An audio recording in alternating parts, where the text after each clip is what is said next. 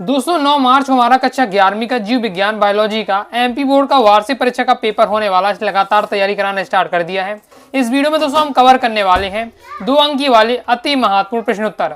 इससे पहले भी 2 अंक की वाली अति महत्वपूर्ण प्रश्नोत्तर बता दिया है, पार्ट 1 आ चुका है। ये हमारा पार्ट 2 रहने वाला है। इसके बाद दोस्तों मैं आपको 3 अंक की वाले, फिर उसके बाद मैं आपको 4 अंक की वाले महत्वपूर्ण प्रश्नोत्तर कवर करा दूंगा और साथ ही क्या है वस्तुनिष्ठ भी आपको बीच बीच में कवर कराते जाऊंगा। तो याद रखिए मेहनत की चाबी से ही सफलता का ताला खुल सकता है। दोस्तों क्रम से वीडियो देखना चाहते हैं तो क्लास 11th बायोलॉजी वार्षिक परीक्षा इंपॉर्टेंट क्वेश्चन आंसर के नाम से प्लेलिस्ट बना दी। प्लेलिस्ट पे जाकर आप क्रम से वीडियो देखकर आप तैयारी करते जाइएगा। पहला क्वेश्चन है वर्गीकरण के 2 महत्व लिखिए। वर्गीकरण करते हैं उसका क्या महत्व होता है? तो जीवों की विभिन्नता का ज्ञान होता है हमें, और जीवों की उत्पत्ति एवं परस्पर संबंधों का भी ज्ञान होता है। नेक्स्ट है कवक मूल किसे कहते हैं? तो अनेक कवक प्रजातियां उच्च वर्गीय पौधों की जड़ों के साथ एक सहजीवी संबंध स्थापित करके उन्हें लाभान्वित करती हैं। यह सहजीवी संबंध कवक मूल कहलाता है। जैसे हम लाइकेन का उदाहरण यहाँ ले सकते हैं। जैसे लाइकेन में क्या होता है, लाइकेन किससे मिलकर बनता होता है, पिछली वीडियो बताया था। शैवाल और कवक का होते हैं, ये आपके लाइकेन कहलाता है।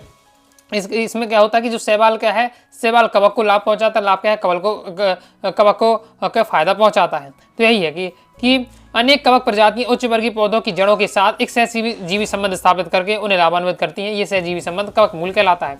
विषम बीजाणुता को परिभाषित करना है तो पौधों में 2 विभिन्न आकार, संरचना एवं कारक वाले स्पोर बनने की क्रिया विषम बीजाणुता कहलाती है। इसके प्रमुख उदाहरण है जैसे आपका सिले, जेनेला और मार्सिलिया। ये आपके विषम बीजाणुता के हो जाएगी परिभाषा। नेक्स्ट है ये आपकी विषम बीजाणुता रहती है। फिर द्विपार्श्व सममिति क्या होता है? तो ऐसे सममिति जिसमें केवल एक सममितार्थी तल ही जंतु को 2 समान भागों में बांट सकते हैं, द्विपार्श्व सममिति कहलाते हैं। उदाहरण के लिए जैसे तितली हो गया, खरगोश हो गया, मानव, ये सभी आपके द्विपार्श्व सममिति के अंतर्गत आते हैं। फिर कूट फल को परिभाषित कीजिए। कूट फल यानी अब जैसे आभासी फल भी कहा जा सकता है, असत्य फल भी कहा जा सकता है, कूट फल भी कहा जा सकता है। तीनों एक ही बात रहने वाली है, आभासी फल, असत्य फल या कूट फल। पिछली वीडियो में हमने क्या सत्य फल देखा था। तो सिंपल है, जब फल का निर्माण क्या है अंडाशय से होता है तो उसे सत्य फल कहते हैं, और जब फल का निर्माण अंडाशय को छोड़कर पुष्प के अन्य भाग की और अन्य किसी और भाग से होता है तो उसे हम क्या है कूट फल कहते हैं। जैसे सेव, नाशपाती क्या है आभासी फल, असत्य फल या कूट फल। और अच्छे डिटेल से आप क्लास 12 के जो पहला चैप्टर है उसमें हम इसे देखेंगे। नेक्स्ट है पर्ण विन्यास किसे कहते हैं? तो पर्ण विन्यास पौधों के मुख्य तने एवं उसकी शाखाओं पर पत्तियों के लगने के क्रम को क्या है पर्ण विन्यास कहते हैं। पर्ण यानी पत्ती, पत्ती विन्यास यानी पत्तियों को लगने का क्रम। तो पर्ण विन्यास पौधों के मुख्य तने एवं उसकी शाखाओं में पत्तियों को जो लगने का क्रम होता है उसे पर्ण विन्यास कहते हैं। इसके साथ ही पिछली वीडियो में पुष्प क्रम पढ़ा था, तो पुष्प के लगने का जो क्रम वो आपका पुष्प क्रम कहलाता है। पुष्प दल विन्यास क्या कहलाता है? तो पुष्पासन पर उसी चक्र के अन्य इकाइयों के सापेक्ष वाय दल अथवा दल पर लगे रहने के क्रम को क्या पुष्प दल विन्यास कहते हैं। फिर मेढक की मूत्रवाहिनी के कार्य आपको लिखना है। तो मेढक की मूत्रवाहिनी के कार्य क्या है? नर मेढक में मूत्रवाहिनी मूत्र जनन नलिका का कार्य करती है, अर्थात ये मूत्र एवं शुक्राणु दोनों का वहन करती है, जबकि मादा मेढक में मूत्रवाहिनी केवल मूत्र वहन का ही कार्य करती है। जैसे कोशिका भित्ति के 2 कार्य इंपॉर्टेंट है, प्रीवियस में आ चुका है, हाई चांसेस के आने के किसी न किसी सेट में ये क्वेश्चन आपको जरूर देखने को मिलेगा। कोशिका भित्ति के 2 कार्य, पहला यह कोशिकाओं की रक्षा करती है और उनका क्या है निश्चित आकार बनाए रखती है। दूसरा यह कोशिकाओं को यांत्रिक सहारा देती है। जो कोशिका भित्ति कार्य। नेक्स्ट है एंजाइम के 2 मुख्य गुण लिखिए। एंजाइम के 2 मुख्य, पहला है इसमें उच्च उत्प्रेरकी की दक्षता पाई जाती है, दूसरा इसमें उच्च स्तरीय अति विशिष्टता पाई जाती है। ये एंजाइम के 2 गुण हो जाते हैं। विभेदन की को परिभाषित कीजिए। तो सरल अविभेदित विभोजतक ऊर्तक से बनने वाली कोशिकाओं में किसी विशिष्ट कार्य के लिए होने वाले बदलाव को हम क्या कहते हैं विभेदन कहते हैं। वृद्धि नियंत्रण किससे क्या है? तो हार्मोन कुछ विशेष प्रकार के कार्बनिक पदार्थ जो वृद्धि संबंधित घटनाओं से संबंधित होते हैं, इसलिए इन्हें वृद्धि नियामक या आपका क्या है फाइटो हार्मोन्स, वृद्धि हार्मोन्स, वृद्धि कारक या वृद्धि पदार्थ आदि नाम से क्या पुकारा जाता है। नेक्स्ट है फुफ्फुस वर्ण के 2 कार्य आपको लिखने हैं। तो देख लेते, इंपॉर्टेंट ये भी प्रीवियस में आ चुका है, तैयार करके आपको रखना है। फुफ्फुस वर्ण क्या होता है? 2 कार्य आपको बताने। पहला है इस गुहा में सिरमी द्रव्य भरा होता है जो दोनों के नम और चिकना बनाए रखता है। मैंने इसका क्या होता है चिकना बनाए रखना। इस सिरमी द्रव्य गुहा में क्या है सिरमी द्रव्य भरा होता है जो कि क्या है उसे नमी देते रखता है और चिकना बनाए रखता है। फुफ्फुसा वर्ण फेफड़ों की सतह पर घर्षण को कम करने का भी कार्य करता है। नेक्स्ट है लसिका के 2 कार्य, ये भी इंपॉर्टेंट है, प्रीवियस में ये भी आपका आ चुका है। तो लसिका के कार्य क्या होते हैं? पहला, शरीर के उन स्थानों तक पहुंचना जहां रक्त, शरीर के उन स्थानों पर जहां रक्त की सूक्ष्म वाहिनी नहीं होती हैं वहां लसिकाएं वाहिकाओं ही पोषण पहुंचाती हैं। लसिका तंत्र रक्त द्वारा छाने गए द्रव पदार्थ को वापस लाकर रक्त में मिला देती हैं। तो ये लसिका के 2 कार्य। नेक्स्ट है सहजीविता, आपको क्या उदाहरण के सहजीविता को उदाहरण के साथ आपको समझाना है। तो सिंपल है, जब 2 पौधे एक साथ रहते हुए इस प्रकार वृद्धि करते हैं कि दोनों को एक दूसरे से लाभ होता है, सहजीवी पौधे कहलाते हैं। यह संबंध सहजीविता कहलाता है। उदाहरण के लिए माइकोराइजिया और लाइकेन, कवक और शैवाल। पिछली वीडियो में मैंने आपको समझाया था आपको लाइकेन का। ओके, लाइकेन क्या होता है? लाइकेन क्या होता है? तो शैवाल होता है, ये शैवाल लगी हुई है आपका, ये शैवाल हो जाता है। ओके, और ये आपके यहाँ कवक बैठा हुआ। तो शैवाल और कवक का जो ये जोड़ा होता है, इसे हम क्या कहते हैं? लाइकेन।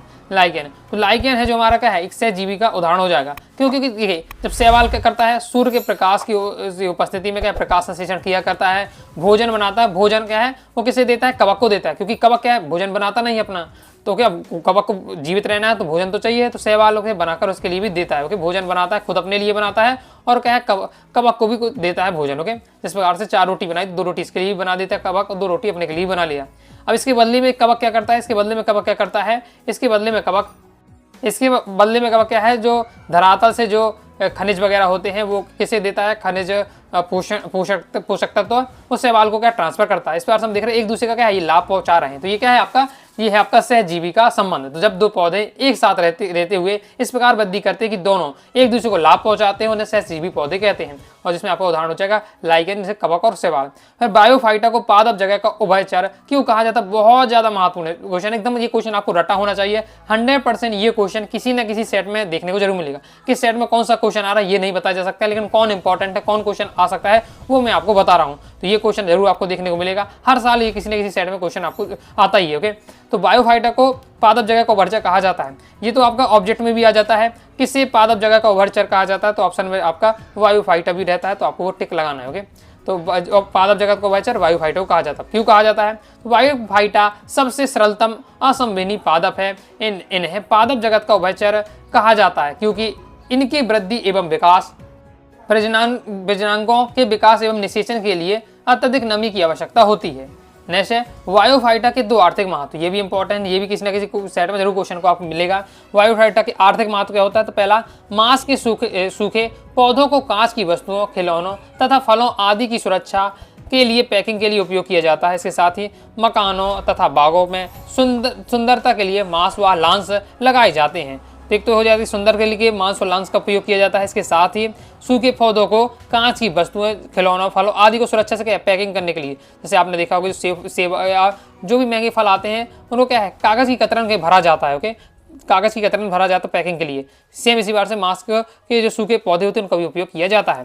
नेक्स्ट है अंडजनक को परिभाषित कीजिए और एक आपको उदाहरण देना है। तो अंडजनक क्या है? वे जंतु जो अंडे देते हैं, अंडा देते हैं, वो आपको क्या है? अंडजनक कहलाते हैं। जैसे आपका प्लीटिपस है, ऑर्निथोडिस है, इडिना है, ये सब आपके हो जाते हैं अंडजनक। फिर बीजांडाशय को परिभाषित कीजिए। तो अंडाशय के भीतर बीजांड के लगने के क्रम को बीजांडन्यास कहते हैं। नेक्स्ट है मेलफिगी नलिका के कार्य लिखिए। तो जो मेलफिगी नलिकाएं कीटों जैसे तिलचट्टे में उत्सर्जन का कार्य करती हैं। दूसरा, ये नाइट्रोजनी अपशिष्ट पदार्थ का अवशोषण करके उन्हें जैविक रासायनिक क्रिया द्वारा यूरिक अम्ल में परिवर्तित कर देती हैं। यूरिक अम्ल पश्चांतर द्वारा निष्कासित कर दिया जाता है। जैसे पुंज फल की परिभाषा दीजिए।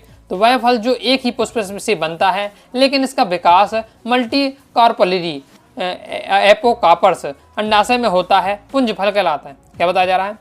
कि जो फल है, जो वह फल जो है एक ही पुष्प में बनता है, एक ही पुष्प में बनता है, लेकिन इसका जो विकास हो रहा है वो मल्टी कार्पली एपोकार्पस अंडाशय में होता है, तो इसे हम पुंज फल कहते हैं। ऐसे फल लघु फलों के समूह होते हैं जिन्हें इटेरियो कहते हैं, जैसे रसभरी, शरीफा, ये सब आती है आपके पुंजदल फल में। जैसे असंपर्णिता से आप क्या समझते हैं? तो वह स्थिति जिसमें पौधों की अभिमुखी पत्तियां में से एक पत्ती बड़ी तथा दूसरी छोटी आकार की होती है, असंपर्णिका का कहलाती है। और नाम में ही लिखा हुआ असम यानी समान नहीं है, क्या पड़िका यानी पत्ते, पत्ते समान नहीं है, पत्ते समान नहीं हो वो कहलाता असंपर्णिका, जिसमें एक पत्ती बड़ी हो दूसरी पत्ती छोटी हो जाए। वही स्थिति जिसमें पौधे की अभिमुखी पत्तियों में एक पत्ती बड़ी हो दूसरी छोटी हो जाए, वो असंपणिका कहलाती है। नेक्स्ट है प्रोकैरियोटिक कोशिका से आप क्या समझते हैं। इंपॉर्टेंट है प्रोकैरियोटिक कोशिका क्या है, यूकैरियोटिक कोशिका क्या है, वो आपको तैयार करके रखना है। इसके साथ ही प्रोकैरियोटिक कोशिका और यूकैरियोटिक कोशिका में अंतर आपको आगे मैं बताऊंगा, क्योंकि लॉन्ग टाइम में पूछा जाता है, तो आगे वो आपको तैयार करके रखना है। तो ऐसी कोशिकाएं जिसमें केंद्रक के चारों ओर केंद्रक झिल्ली तथा पूर्ण विकसित कोशिकांग जैसे माइक्रोकॉन्डिया, लवक, गाल्जिकाएं आदि का अभाव होता है, प्रोकैरियोटिक कोशिका कहलाती हैं। इन कोशिकाओं में केंद्रक झिल्ली की अनुपस्थिति होने के कारण केंद्रक में पाए जाने वाले पदार्थ जैसे न्यूक्लिक अम्ल आदि सीधे कोशिका द्रव के संपर्क में रहते हैं। सूत्री विभाजन को सम विभाजन क्यों कहा जाता है, इंपॉर्टेंट रहने वाला है। तो सूत्री विभाजन को सम विभाजन कहा जाता है क्योंकि सूत्री विभाजन में जनक व संतति कोशिका में गुणसूत्रों की संख्या बराबर होती है, इसलिए इसे सम विभाजन कहते हैं। नेक्स्ट है ग्लाइकोलाइसिस किसे कहते हैं। तो ऑक्सी तथा अनऑक्सी दोनों ही प्रकार के श्वसन में प्रारंभिक चरण एक जैसे होते हैं, जिसमें ग्लूकोज के टूटने के से पायरुविक अम्ल बनता है। इस क्रिया को ग्लाइकोलाइसिस कहते हैं। वह क्रिया क्या है, किसमें होती है, कोशिका द्रव में संपन्न होती है। तो यहाँ दोस्तों आपका ग्लाइकोलाइसिस क्या है, ये क्वेश्चन आने के मतलब चांस है भी नहीं भी है, लेकिन ये आपका हाई चांस है, ये आपका ऑब्जेक्ट में जरूर पूछा जाएगा कि ग्लाइकोलाइसिस की क्रिया कहाँ संपन्न होती है। ग्लाइकोलाइसिस की क्रिया कहाँ संपन्न होती है, तो ये कहाँ संपन्न होती है, कोशिका द्रव में संपन्न होती है। ये अधिकतम पूछा जाता है, हाई चांस रहते हैं इसके ऑब्जेक्ट में पूछे जाने के, पूछा जा चुका है, आ सकता है, तो तैयार करके रखिएगा। बाकी ग्लाइकोलाइसिस क्या है, सिंपल ही है। ऑक्सी तथा अनऑक्सी दोनों ही प्रकार के श्वसन में प्रारंभिक चरण एक जैसे होते हैं, जिसमें ग्लूकोज के टूटने से पायरुविक अम्ल बनता है और यह क्रिया में कहलाते हैं ग्लाइकोलाइसिस कहलाती है। नेक्स्ट है पुनर्भेदन को परिभाषित कीजिए। तो जब निर्भेदित कोशिकाएं या ऊतकों द्वारा बनी कोशिकाएं पुनः विभाजन की क्षमता खो देती हैं, जिसमें आमोक कोशिका या ऊतक विशिष्ट कार्य के अनुरूप विकसित हो जाता है, तो इसे हम क्या कहते हैं, पुनर्भेदन कहते हैं। समस्थान से क्या तात्पर्य है, तो समस्थान या होमियोस्टेसिस तो क्या कहलाता है, मूत्र निर्माण या उत्सर्जी पदार्थ को शरीर से बाहर निकालने के अलावा मेरकर जल संतुलन, लवण संतुलन, अम्ल क्षार संतुलन की प्रक्रिया द्वारा शरीर में स्थायी अवस्था को वो बनाए रखता है। इस घटना को होमियोस्टेसिस या समस्थापन कहते हैं। सिंपल बताया जा रहा है कि जो क्या होता है, जो हमारे वृक्क होते हैं ये मूत्र और उत्सर्जी पदार्थ को शरीर से बाहर निकालने का काम करते ही हैं। इसके अलावा जल संतुलन, लवण संतुलन, अम्ल क्षार संतुलन की प्रक्रिया के द्वारा भी शरीर को स्थायी अवस्था में बनाए रखते हैं, इसलिए समस्थापन कहते हैं। नेक्स्ट है हमारा क्वेश्चन सेरिब्रोस्पाइनल द्रव के दो कार्य लिखिए। बहुत ज़्यादा महत्वपूर्ण, हाई चांसेस के आने के। तो सेरिब्रोस्पाइनल द्रव के कार्य क्या है, यह मेरुरज्जु और मस्तिष्क को बाहरी तीव्र झटकों और आघातों से बचाता है और तंत्रिका तंत्र को क्या है, निश्चित आकार देता है। नेक्स्ट है और लास्ट क्वेश्चन है श्वसन को परिभाषित कीजिए। तो श्वसन क्या है, श्वसन एक जैविक रासायनिक क्रिया है जिसमें प्राणी ऑक्सीजन ग्रहण करते हैं तथा कार्बन डाइऑक्साइड शरीर से बाहर निकालते हैं एवं ऊर्जा उत्पन्न करते हैं। तो श्वसन आप समझ गए होंगे कि एक जैविक रासायनिक क्रिया होती है। अब सब हर विद्यार्थी जानता है कि श्वसन क्या है, हर जो मानव है क्या श्वसन करता है, हम सांस छोड़ते हैं, लेते हैं, तो यही बात श्वसन है। लिखना किस प्रकार से, तो श्वसन एक जैविक रासायनिक क्रिया है जिसमें प्राणी ऑक्सीजन ग्रहण करता है तथा कार्बन डाइऑक्साइड शरीर से बाहर निकालता है एवं ऊर्जा उत्पन्न होती है, तो ये क्या श्वसन को कहते हैं। ओके, कंप्लीट हो जाता है। इस प्रकार दोस्तों मैंने आपको 2 अंक की वाले अति महत्वपूर्ण उत्तर बताएं, जितने क्वेश्चन बताएं तैयार करके रखिएगा। और भी आपको इंपॉर्टेंट लगता है तो अपने हिसाब से आप तैयारी कर सकते हैं, लेकिन जो मैंने क्वेश्चन बताए उन्हें आपको अच्छे से तैयार कर लेना है। आगे की वीडियो में दोस्तों हम 3 अंक की वाले, 4 अंक की वाले और वस्तुनिष्ठ भी क्या है कवर करेंगे। क्रम से वीडियो देखना चाहते हैं तो प्लेलिस्ट बना दी है, class 11 biology important question answer के नाम से प्लेलिस्ट होगी, प्लेलिस्ट जाकर आप जरूर देख लीजिएगा।